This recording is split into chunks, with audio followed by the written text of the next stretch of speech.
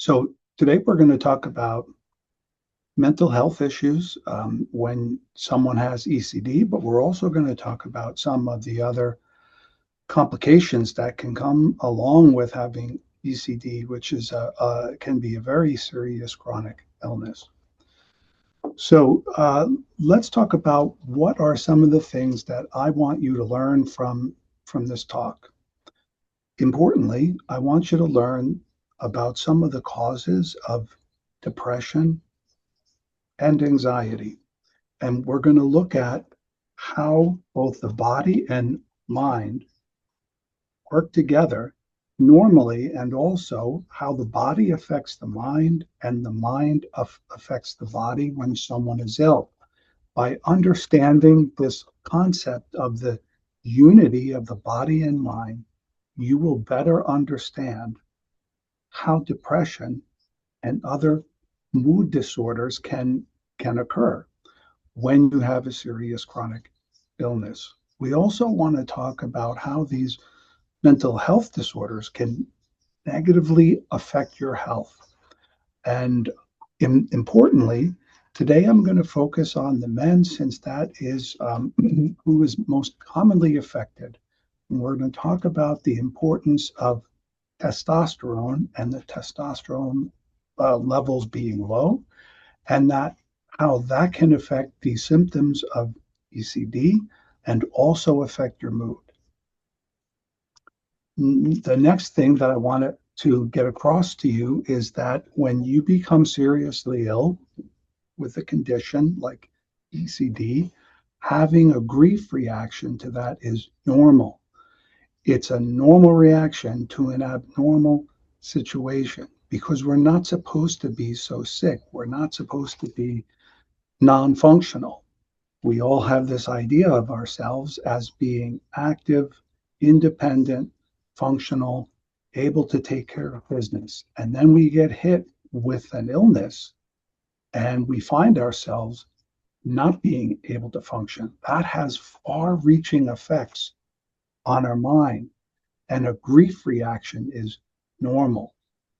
The next thing that I want to say is grieving is a process and it takes time.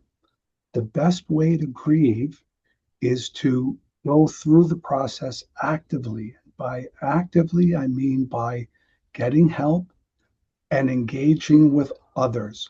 Specifically, what I don't want you to do is to isolate yourselves. Unfortunately, that occurs commonly, but it's not helpful. The next point that I want to make is that the experience of someone becoming very ill for some can be traumatizing in the same way that a soldier who's gone through combat can develop PTSD, or in the way that you see PTSD, post-traumatic stress disorder, occurring in people who may have survived a plane accident, something like this. So a person can develop PTSD. And the other important thing to know is that a family member can also be traumatized by seeing a loved one become ill and not be able to function as they once did. So we're going to talk more about that. The next point that I want to make is family members grieve too, all right? Just as the person who is ill grieves, the family members, most especially spouses, they grieve too. We're going to talk more about how that occurs and what can be done about this. Lastly, the last thing that I want you to take away from this talk is people often say to me that they feel out of control with an illness that at times seems to be taking them over. And it's true that you cannot always control how ECD affects you, but what you can control is your response to it and how to cope with it. That's the kind of the bigger picture here. And if you really can't, if you can't remember much from this talk, remember that, because that one thing will help motivate you. Okay, so we're going to talk about some facts here, and also the concept of the unity of the mind and body. So the first thing that I want to say is that I've gone back to research going back to the 70s and even some before that, that shows depression, anxiety, fatigue are common in people who develop a serious chronic illness, which I'll call an SCI. And I've listed some of those there. As time has gone by, researchers have become better at being able to study this. So I'm going to be um, talking about some of that research. This is particularly hard on people who have a rare disease like ECD because not much is known. And so the person is left with a big question mark. As I said before, a grieving reaction is normal because the person will often worry about how disabled am I going to be? How long will I live? What's going to happen to my family? How am I going to pay for all this really expensive care because I spend so much time going back and forth to specialists? Some of that care may not be covered by insurance, or some people may lose insurance. So, all of these things we want you to know are valid concerns, and they add to that grief reaction. We also want you to know that these feelings that you have, feeling depressed or down or anxious, they do not mean that you're weak willed or that you're crazy. They mean, or they show us that you are human. All right. And then I'm going to say again, what affects the body affects the mind, and what affects the mind and affects the body. That's the unity of the mind and body. We treat the mind and body as separately, then that's for because it eases making a diagnosis and offering treatment. But the mind and body are one. And I'm going to repeat this during the talk because I want you to begin to understand that and then begin to work with that. Okay, so here's the first slide. I'm showing you a picture of a man standing on the edge of a beach, and there's an enormous wave that's crashing and going to overwhelm him. This is how some people have described to me what it was like when they first got sick and they first went to their doctor and they first heard they have this rare disease, ECD. No one really knows anything about it. We don't know what the treatment is. We're not sure if the treatment is going to help. They have described it to me like being hit by a tidal wave. That's normal. It's easy to be overwhelmed by all of this. In some cases, people have gone from feeling either like themselves or maybe having a slow decline in health, but then at some point, they suddenly take a downturn. And that's when they find out. So, this is an overwhelming experience because the person is losing their ability to function, often because there are problems with the function of their brain, and because now the person needs help with very basic things that we all know we should do on our own, like hygiene and meals and driving. Then there's the issue that people will sometimes lose their jobs. And with job loss comes the loss of income and, very importantly, loss of health insurance. So that creates more stress, more feelings of being overwhelmed. So you see, as I'm going down this list, you're getting one problem is beginning to compound on the next, which compounds on the next. Then in the third bullet point that I have there, as all this is going on, and as a result of this, the person begins to lose their sense of self, who they once were, who they thought they were, who they thought they were, often their sense of self worth. Because here in a country like ours, we often define our worth and we define ourselves by the kind of work we do, that we're able to earn money, own a home, have a family, drive nice cars, and so forth. Then when all those things are either lost or the person is no longer in charge or in control of those things, that can be overwhelming. Now, next, I want to touch on some more intimate things here, and that is that becoming seriously ill will often trigger marital discord. I found that it's difficult for the men among us to be able to open up about this, but it's very common.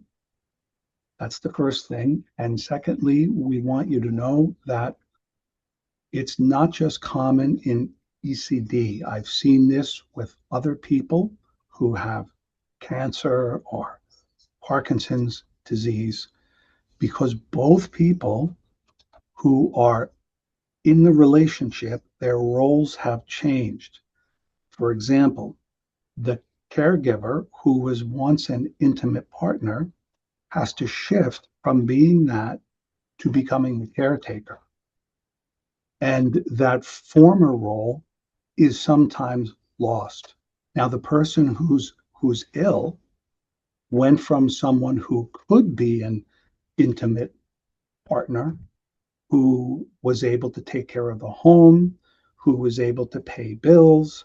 Now that person has become essentially a patient. And some people who are ill will say, "I feel like a child, and I feel like my wife is my mom, not my wife anymore." So you can see that what may happen because of the practical need for a spouse to take care of someone who is ill, that one was once a intimate equal partnership, can kind of change over time, and you have a caretaker and a dependent. That's something that creates great stress, and it is something that has to be worked on. You can work on that and you can resolve that, but the first step is to admit that there's an issue there. I'm going to skip some of these other things here for the sake of time. Um, on this slide, what I want you to see, probably the two most important things that I want to mention is it was also common, or it still is common, for me to see people who have become depressed and are on treatment. But when I questioned them, I found out that they had depression or some other mental health issue in the past, long before they got sick. They may have been treated at one time, came off treatment, symptoms came back, and they were kind of going along with that when they got ill. And now that untreated mental health issue becomes worse because of what I've just described to you. The other thing that can surprise the person and the family members is that when someone who has a history of depression, let's say, becomes sick, their depression can present differently than it once did. And we're going to go over some of those symptoms. Okay, now we're going to go into some of the medical complications. Um, for the purpose of today's talk, I'm not going to go over the condition on this slide. I'm going to save that if I give this talk again at a conference, but people can certainly ask questions after the talk is over, because for this afternoon, this is what I want to focus on. As I said, I'm going to be kind of honing in on the men because that's who is more commonly affected. I get this question often, and I want to point out that it is common for men with ECD to experience low testosterone levels. And the way this is diagnosed is by checking the blood levels. But more importantly, for all of you, is what does it do? How will I feel? Well, what you see here on the slide is men can become depressed, mental slowing occurs, apathy, and I'll just say apathy, I'm going to use it in the broader term to mean that someone has lost their motivation to function. I have seen some men literally spend all their day, every day in bed because they just don't feel like they have the gumption and the get up and go to get out of bed and do what they need to do. People also, especially men, become very fatigued and they can develop muscle weakness. Now it becomes physically harder for them to function. Energy levels go down too. So um, I'm highlighting this today because I've seen that among the men with ECD, the low testosterone levels causing symptoms like this are more common than the two other hormonal problems that I pointed out here, which is hypothyroidism and then dysfunction of the adrenal gland.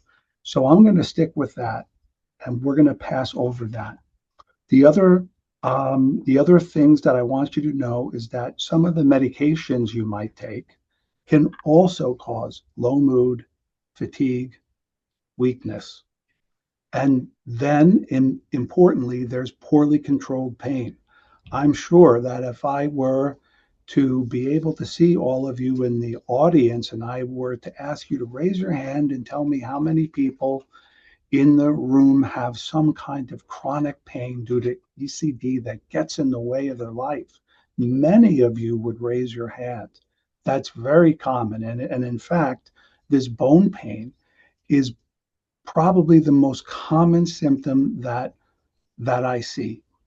What I want to say about this is that the bone pain can get to the point where it interferes with a person's ability to sleep. It interferes with their mood. It makes them more tired.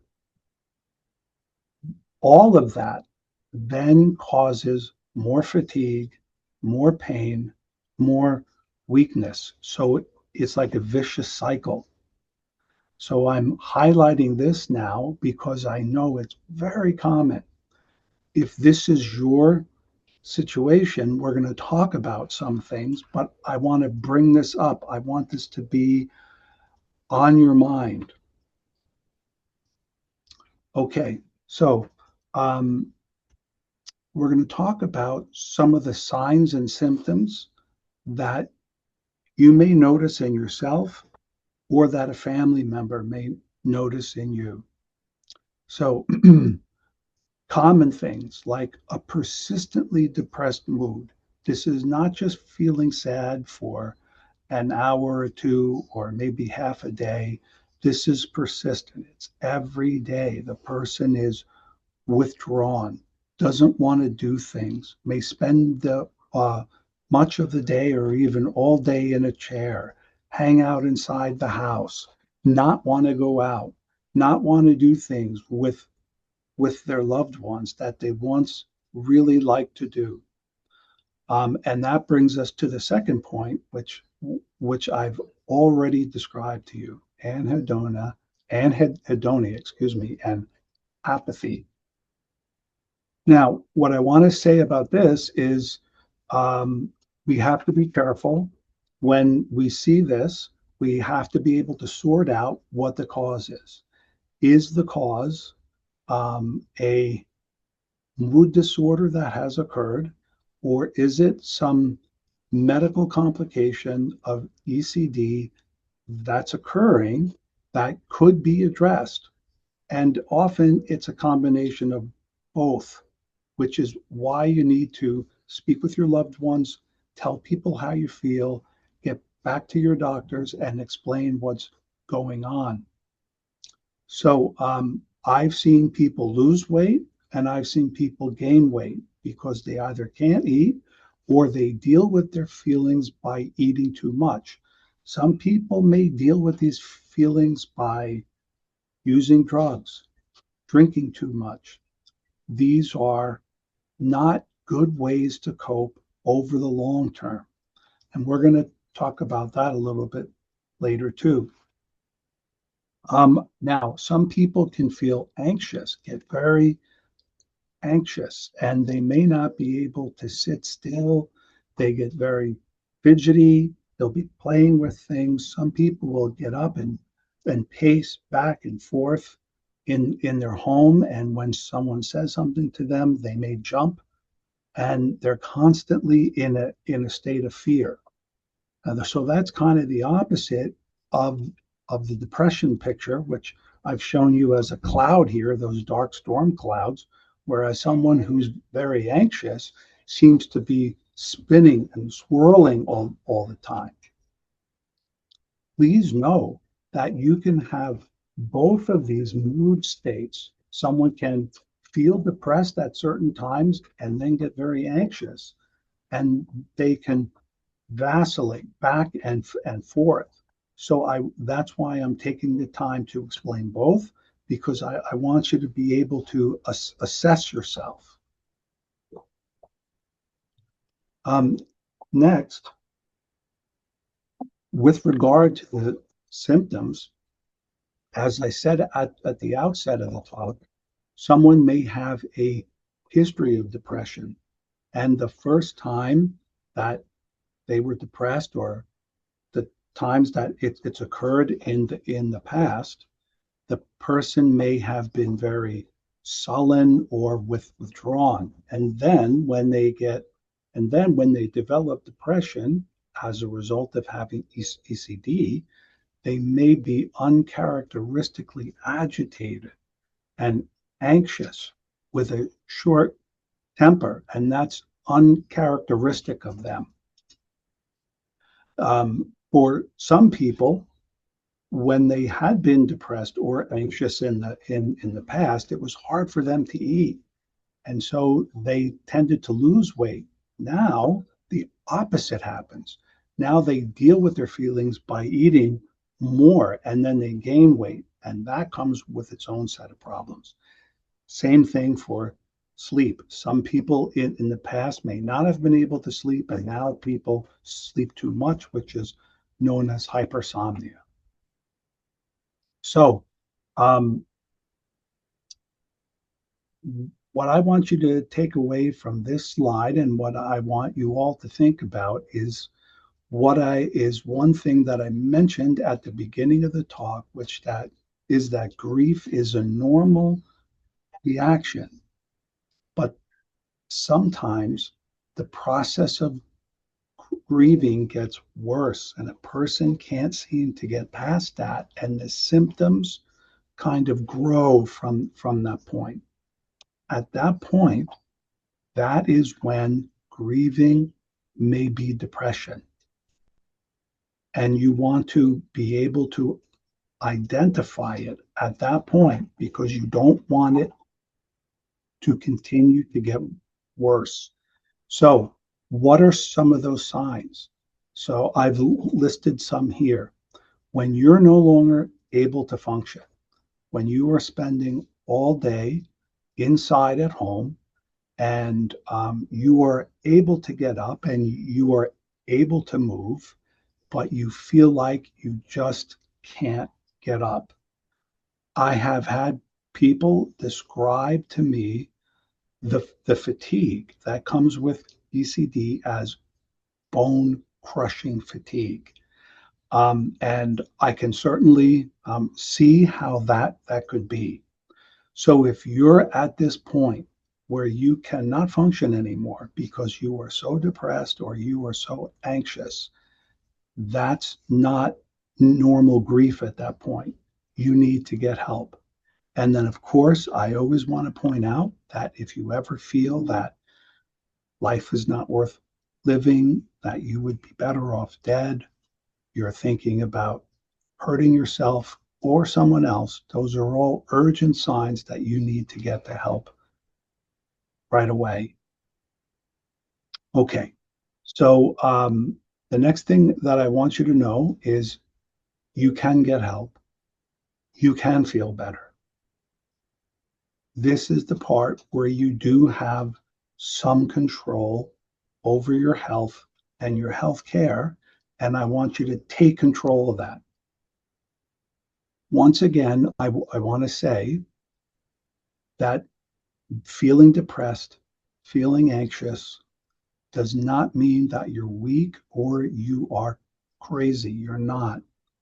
You're a human being. Going through an experience like this is tough. It's easy to get overwhelmed. People are there to help you. So, what do I want you to do?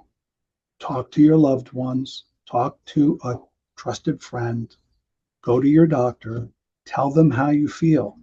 We have wonderful ECD doctors, but as great as they are, they can't read your mind. So you have to open up and say, this is how I feel. There may be a role for medications, which I point out here. Um, Medications can be very effective, but they typically take a month or two, which is why you need a treatment plan. And a treatment plan not just includes taking a pill, it also includes therapy, getting out and joining a support group, and also doing rehab. Oh, I lost my slide. Okay. So, next slide here. What I would like to point out is that sometimes a glass of wine is good. But seriously, though, what I want you to know is to educate yourself on the signs and symptoms that we have been discussing. Talk to family members, talk to your doctors. There are therapists who are trained to help people through experiences like what some of you may be going through now. Also, support groups are another great way to get help. I'm going to pass on the other things on the slide. We can talk more about that at another time. So you can see right at the top of this next slide, I say be proactive. And I'm going to emphasize this again. I've already said this several times during the talk. This is something that you can control in your health and in your health care. Take advantage of that.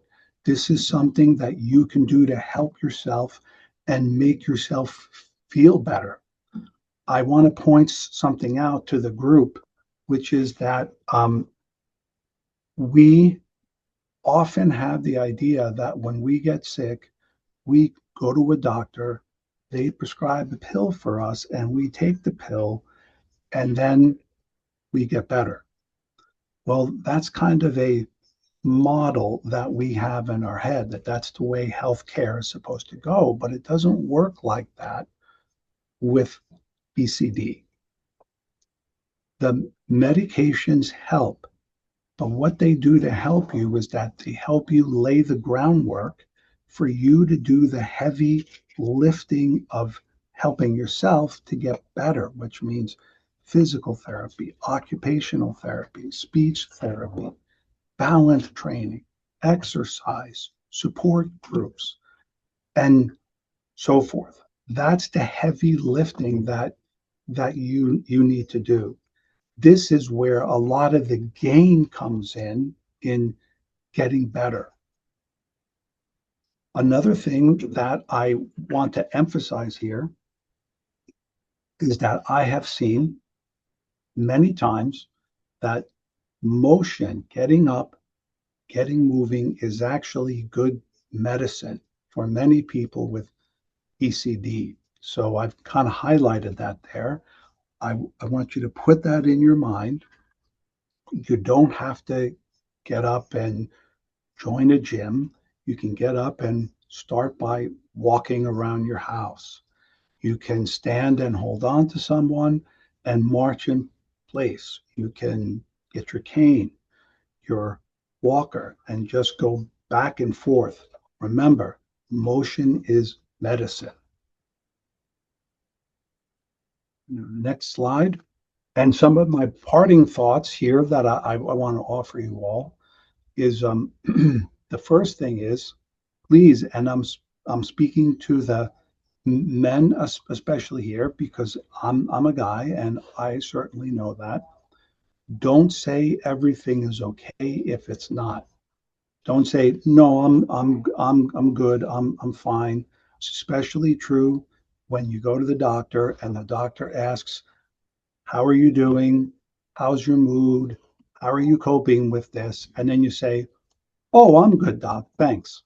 If that's not the case, then I don't want you to give that response. Rather, what I want you to do is open up and say, well, actually, I feel overwhelmed by all of this. I feel depressed. I'm anxious. I feel like my life is out of control. Open up about those things. That starts a conversation that then leads to a treatment plan for you. The next thing that I want to say is please, please do not isolate yourself. This is another common thing that I see. Um, Rather than retracting back inside yourself, I want you to expand and reach out to others. So I want you to do kind of the opposite of what you would naturally do, which is to shell up. Rather, I want you to open up. Um, Join support groups. Ask for help from friends. Maybe you can't walk right now. Have friends or loved ones or people come to your house and you can sit in the home and talk. And please get moving in any way you can. A couple of more things that I want to say here is please know that although this is hard on you, those who are ill, I want you to understand that this is hard on your family too. It's very difficult for them to see their loved ones not being able to function in the way they once did. There's also, you may be experiencing some mood changes, and now you're beginning to act in ways that you didn't act before. That's hard on the family members too. So they're going through a process just like you are. So you need to talk it out with those things. Please tell your loved ones thank you for all the things that they do for you, even the little things, because that means a lot to them. Okay, so my final thought is don't give up. All right, keep going, keep fighting, keep working on getting better. So we have about 15 minutes left. I want to thank everyone with ECD for being able to offer this talk. And here are some of the people that I work with.